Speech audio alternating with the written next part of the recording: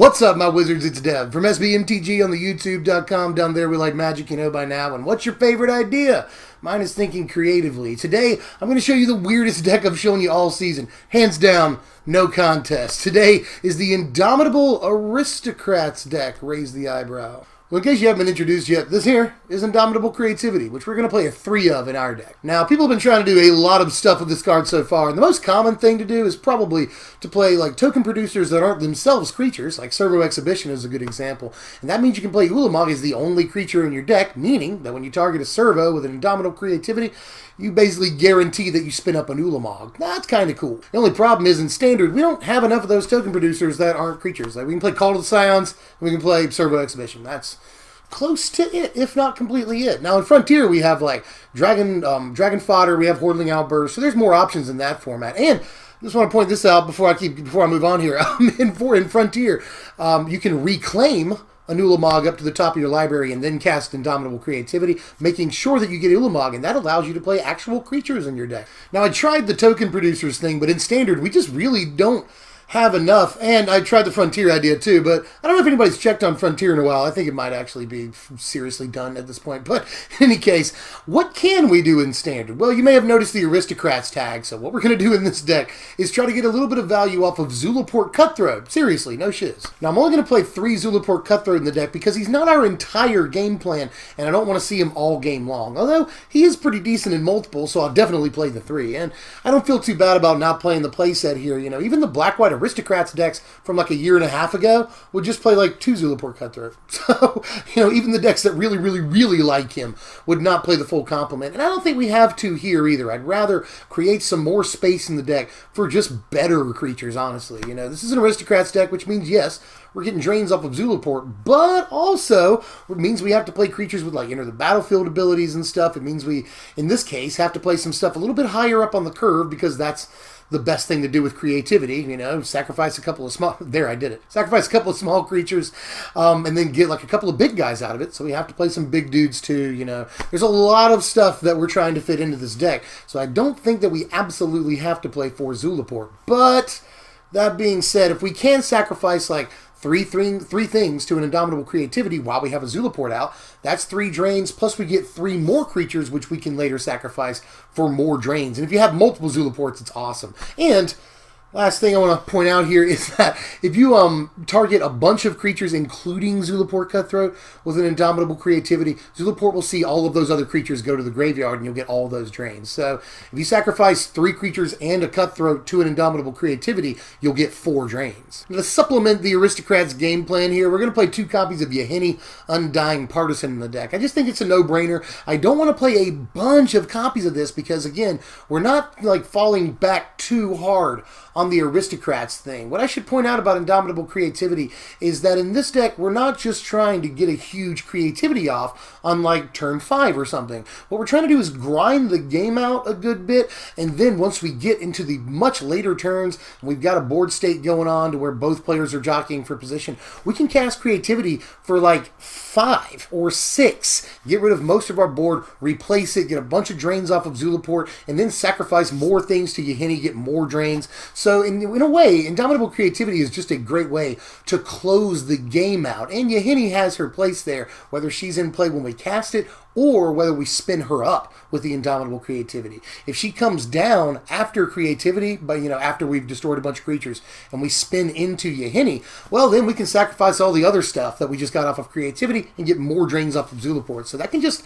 straight up in the game in the later turns. There's actually a really cool interaction with Indomitable Creativity and Yahenni. You have a Yahenni out, you cast your Creativity, you kill like 3 of their dudes with the Creativity, and you put a bunch of counters onto Yahenni. That's awesome. That's cool interaction right there.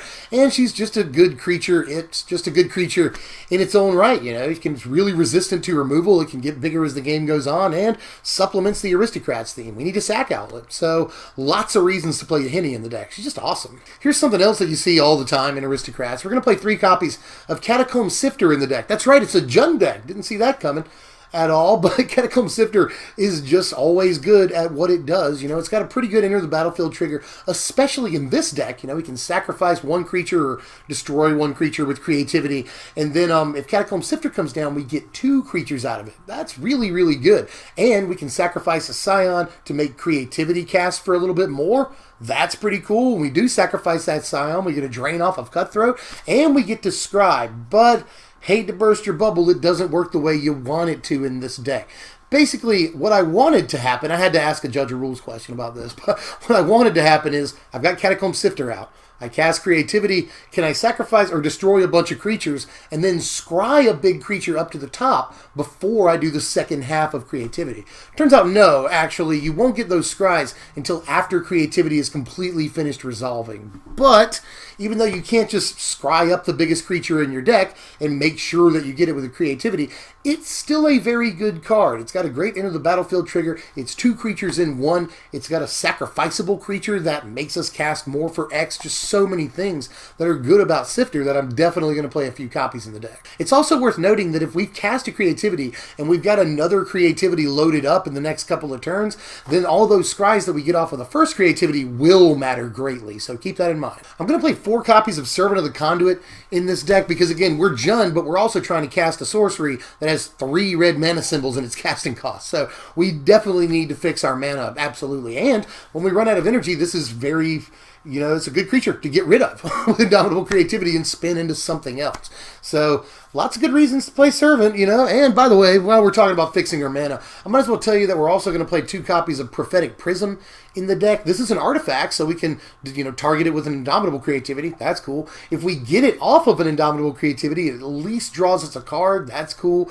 You know, it fixes our mana. That's the whole reason it's in the deck. So, these 2 cards right here, Prism and Servant, are mostly there to fix our mana. But it is worth noting that they both have enter the battlefield triggers. You know, they both fix our mana a lot. So, and they both can be targeted with a Creativity. So lots of reasons for both of these to be in. By the way, another reason to play Prism is that we need artifacts. We're playing Unlicensed Disintegration, and even more importantly in this deck, we're playing Spire of Industry to help fix our mana.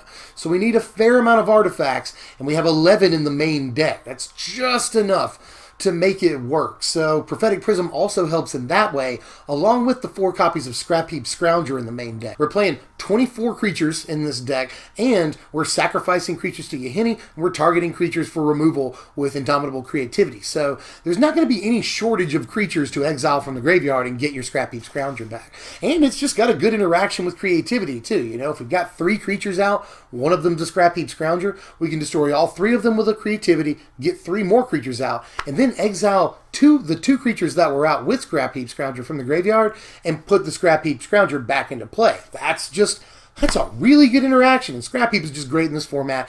Keeps coming, is great against all the removal, you know, so, and we need artifacts. Just, yes, absolutely play one of the best cards in the format. Now, we need 1-drops in this deck. You know, I want a smooth curve. I want to sometimes be able to Indomitable Creativity on, like, turn 5 or 6 or something and be able to sacrifice a bunch of guys. So I want 1-drops just so we can fill the curve out. And I think the best one here is Bomat Courier. Now, it is competing with a couple of things, namely Narnim Renegade and Inventor's Apprentice.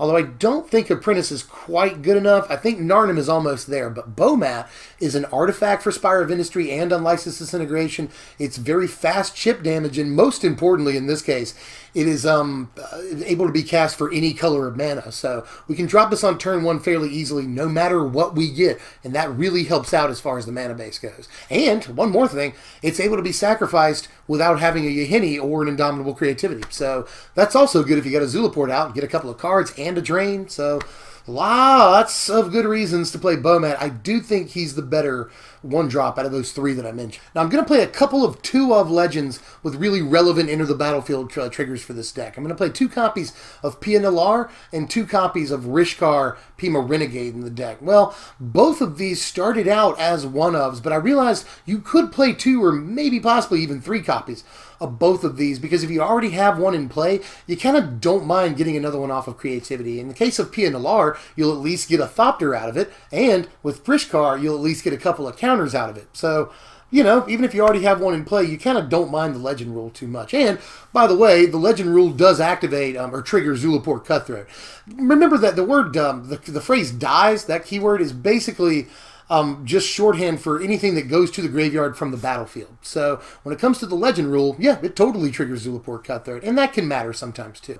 In this deck, Pia is basically more copies of Catacomb Sifter in a way. You know, she's 2 creatures in 1, which is really important in this deck. You know, get rid of 1 creature, get 2. That's always good. And she provides an artifact for our Spire of Industry or our Unlicensed Disintegration. She allows us to sack an artifact to maybe make it a little bit harder to block one of our big guys. All that's good. She's another sacrifice outlet for Zulaport Cutthroat. So I think Pia does belong in the deck. And with Rishkar, this also will allow us to develop our board a little bit, make some creatures bigger. That's important. And give us a little bit more ramp. I don't want... Oh, you okay, Julie? She coughed. You all right, baby? Oh, anyway, I don't, in this deck, want Servant of the Conduit to be our only ramp, you know, and Rishkar can help ramp us into a big Indomitable Creativity, or maybe help cast a couple of these big creatures. Speaking of which, we're going to play some one-ofs of big dudes in the main deck here. We've got a couple more big guys in the sideboard, but in the main, I'm going to play 1 copy of Noxious Gearhulk and 1 copy of Ulamog here. Now, Ulamog, I think, is a no-brainer. I don't want to play a million copies of Ulamog because I don't want him to be stuck in my hand or anything. But I do at least want the chance to spin the wheel on a creativity and come up Ulamog. I want that. And when it does happen, it's like playing Miracles in Legacy. Like, it's so great when you get an Ulamog off of a creativity, especially knowing that you only have the 1 in the deck. This is really, really hard to cast without creativity. And by the way, it's worth noting that if you do get it off of creativity, you will not get its cast trigger. But you'll still have a 10/10 indestructible, which is, you know, completely unremovable in this format, except for like To the Slaughter.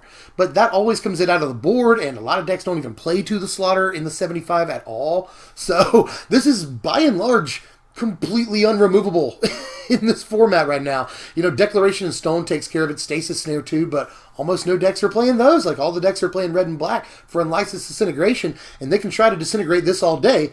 You just laugh at them. You have Indestructible, you don't care. So, Ulamog is just so good against all the decks that run Disintegration right now that I'm definitely going to make some room for him. Not to mention that even though I just said he is pretty hard to cast, we are playing like 25 lands in the deck, and we're playing, you know, 6 different things that ramp us. So if we grind the game out like we want to and get to turn, you know, 10, 12, whatever, then we can just naturally cast the Ulamog from our hand, blow away a couple of permanents, and start swinging in with our 10/10 Indestructible that rips cards off the top of their library. So this is a really good finisher is all I'm saying. Same thing though with Noxious Gearhulk. This is a lot easier to cast and is an artifact for all the stuff we need artifacts for, so there's that too. This is really good to get off of a creativity, yes, because you'll be able to kill one of the creatures on their side of the board, and it's basically like getting an extra creature as far as card advantage goes. So there's that, and we can also just naturally cast him fairly easily with all of our ramps. So I at least want the 1 copy of Noxious, although I'd like to bring it up to 2, but the deck list is so tight that it's really, really tough to fit another creature. When it comes to other spells besides creativity, we're not going to play too many, just 6 in this deck. We're going to play 2 copies of Attune with Aether and 4 copies of Unlicensed Disintegration. Well, Disintegration is the one I don't have to talk too much about because it just goes in everything that can produce red and black right now. We've got a bunch of different artifacts, so we can get that 3 damage a good bit of the time.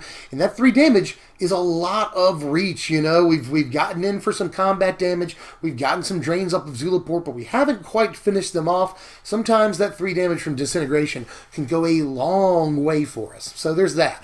And unconditional removal is good. We need some removal in this main deck because we can't just sit back and like hope to get 9 turns out of this game. You know, we have to have some kind of removal, and Unlicensed is the best we could play. I was originally running Shock in the main deck, but I've moved it to the sideboard. I think that Unlicensed is just a better card for a lot of reasons. You know, it gets rid of anything. It provides extra reach as far as damage for us in the late game.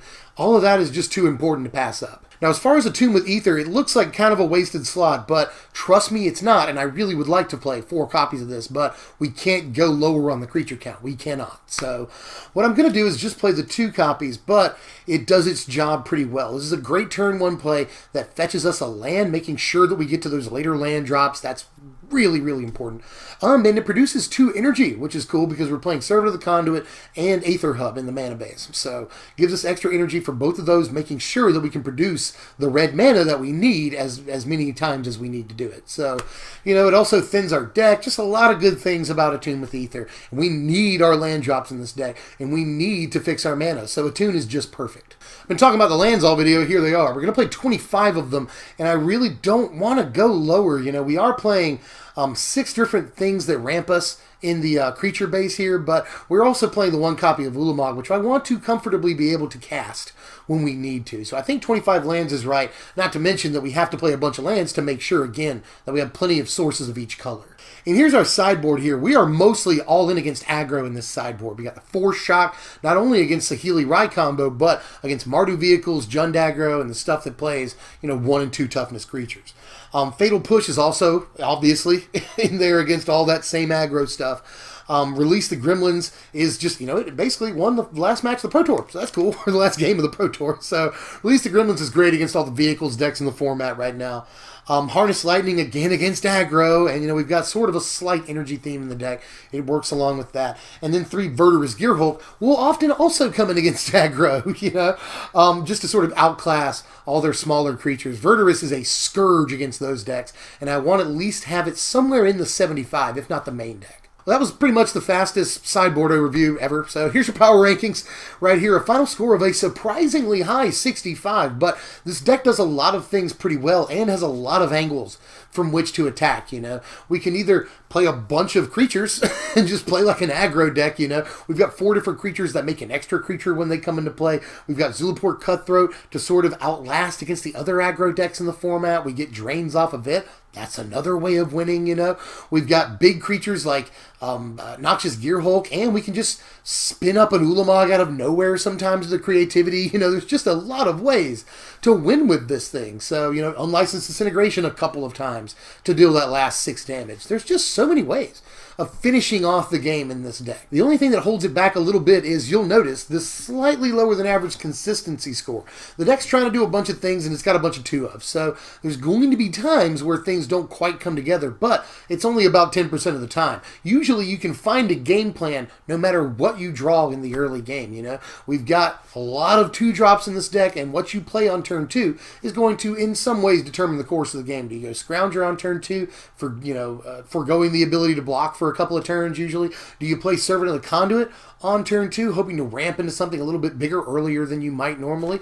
Do you play, Prophetic Prism on turn 2, draw the card, go ahead and fix your mana, and then, Unlicensed Disintegration on turn 3 or something? So there's a lot of different ways to play this deck, and depending on what you're playing against, that will dictate a lot of your game plan. But the end game is usually just to grind them out as long as you can, get a few drains off of Cutthroat, get in for some combat damage, Unlicensed Disintegrate them, get them down to a low life total, and then creativity the balls off of them, for like, destroy like 5 of your own guys, get drains off of Zulaport, and then get 5 more dudes in that you can either attack with, get into the battlefield triggers off of. Maybe you got better creatures than you destroyed, You can then sacrifice those creatures that you just got to Yahenni to get more drains off of Zulaport.